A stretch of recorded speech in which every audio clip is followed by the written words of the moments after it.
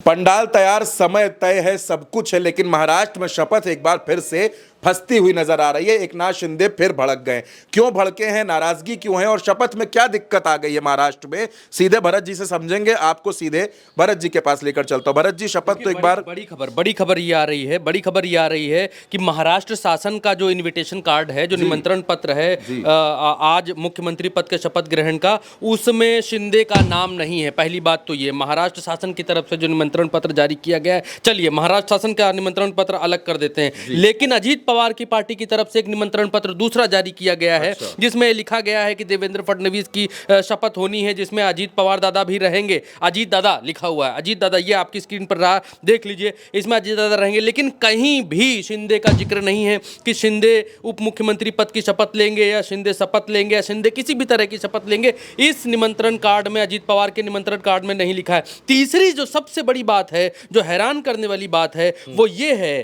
कि एक और शपथ पत्र है, एक और निमंत्रण पत्र है जो शिवसेना की तरफ से जारी किया गया है, और इस निमंत्रण पत्र के भीतर, शिवसेना के निमंत्रण पत्र के भीतर भी आप ये देखेंगे तो पाएंगे कि नाम नहीं है शिंदे का, और ये बात बहुत चौंकाती है, ये चौंकाने वाली बात है। और इससे भी ऊपर एक और बड़ा अपडेट, अभी तुरंत एक बड़ा अपडेट गिर रहा है, तुरंत एक बड़ा अपडेट ये खुला। बड़ा अपडेट ये है कि उदय सीमांत हैं शिवसेना के नेता, वो ये कह रहे हैं कि शिंदे ने अभी तक कोई फैसला नहीं लिया है, हमें उम्मीद है कि वो फैसला लेंगे। और एक और बड़ा अपडेट ये है कि केसरकर हैं, वो ये कह रहे हैं कि शिंदे को शपथ लेनी चाहिए। और एक शिवसेना की तरफ से ये बात भी कही गई है कि अगर शिवसेना की तरफ से शिंदे नहीं होंगे भारतीय जनता पार्टी की सरकार में, तो फिर पूरी शिवसेना नहीं होगी, ये कहा गया है। लेकिन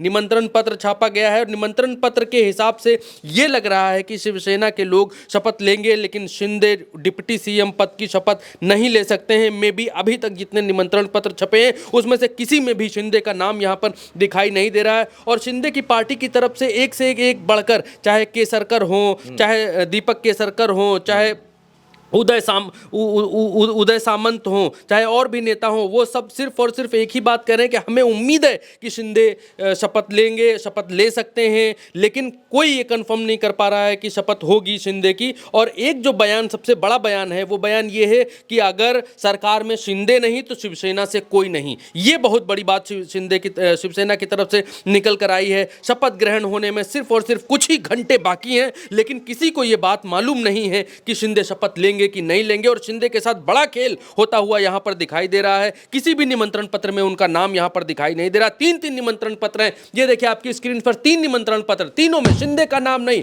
एक महाराष्ट्र शासन की तरफ से निमंत्रण पत्र, एक अजीत पवार की तरफ से निमंत्रण पत्र, और ये रहा तीसरा निमंत्रण पत्र जो कि खुद शिवसेना की तरफ से। शिवसेना को खुद नहीं मालूम है कि शिंदे शपथ लेंगे कि नहीं लेंगे। भरत जी, बात बताइए, अब तो उंगलियों पे घंटे गिने जा सकते, मिनटों का मामला हो गया है, कुछ ही मिनटों और का अभी तक नहीं हो पा रहा है। आखिर पेच क्या है, ये बताइए। मुझे लगता है कि शिंदे सरकार का हिस्सा नहीं बनने वाले हैं, मे बी, जो आप लगातार कह रहे हैं इस बात को। क्योंकि अगर होता तो नाम बताने में ऐसा क्या हर्ज है कि अगर पर्दे की बूबू पर्दे के पीछे से सामने आ जाएगी तो ऐसा क्या हो जाएगा, ऐसा कुछ हो तो नहीं जाएगा। लेकिन ऐसा सस्पेंस बनाने की कोई आवश्यकता राजनीति में तो है नहीं। आपको बहुमत मिला है, आपको इतनी सीटें मिली हैं, नई कल की आई हुई पार्टी को 57 विधायक मिले, तो फिर आपको इतना छुपने लुकने की आवश्यकता तो कोई है नहीं। तो इट मीन्स कि शिंदे को यह बात लगती है कि फडणवीस के अंडर काम करने में मुझे दिक्कत होगी, फडणवीस के अंडर काम करने में मेरी बेइज्जती होगी। अब तक मैं सीएम था, मैं फडणवीस के नीचे कैसे काम कर सकता हूं, वो भी बिना गृह मंत्रालय के कैसे काम कर सकता हूं। अब यह है कि भारतीय जनता पार्टी ने गृह मंत्रालय शायद नहीं दिया शिवसेना को, जिसकी वजह से शिंदे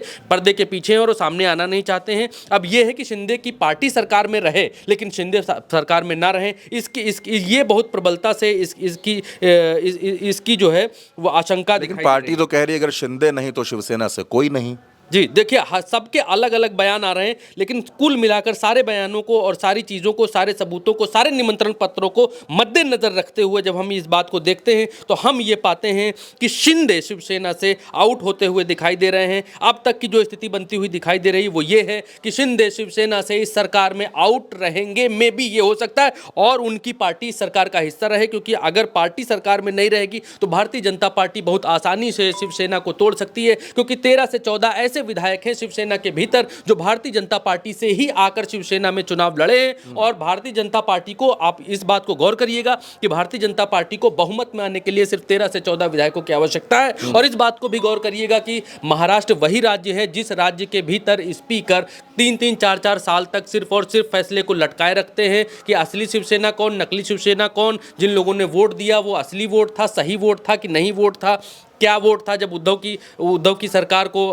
पार्टी टूटी और वोटिंग हुई, उस समय का आपको वाकया याद होगा। बिल्कुल, बिल्कुल। सुप्रीम कोर्ट तक को कहना पड़ गया था कि आप जो है फैसला दीजिए वरना हम फैसला लेंगे। ये स्पीकर के बारे में, महाराष्ट्र के स्पीकर के बारे में बात कर रहा हूँ। तो महाराष्ट्र का स्पीकर भारतीय जनता पार्टी का है। अगर 13 विधायकों को शिवसेना से तोड़ लेते हैं भारतीय जनता पार्टी, उद्धव वाली शिंदे वाली शिवसेना से तोड़ लेती है भारतीय जनता पार्टी, तो 5 साल तक केस ये लटका ही रह सकता है कि भाई इनके ऊपर दल बदल लगेगा कि नहीं लगेगा, फलाना होगा ढिमकाना नहीं होगा, लटका रहेगा मामला। अब भारतीय जनता पार्टी, इस बात को शिंदे बहुत अच्छी तरीके से जानते हैं कि उनकी अगर वो सरकार में नहीं रहे, पावर में नहीं रहे, सत्ता में नहीं रहे, तो विधायक टूटेंगे, विधायक टूटने का खतरा है। विधायक भी टूट सकते हैं, महाराष्ट्र में कुछ भी हो सकता है। लेकिन शपथ ग्रहण में शिंदे को लेकर सस्पेंस अभी भी बना हुआ है और शायद देश में ऐसा पहली बार हो रहा है कि शपथ में मामला इतना उलझ गया है। तो दर्शकों, अभी की बड़ी खबर, बड़ी अपडेट है जो हम आपके लिए लेकर आए थे। आप उल्टा चश्मा यूसी के साथ लगातार बने रहिए, अपना प्यार देते रहिए, चैनल को सब्सक्राइब जरूर करते रहिए।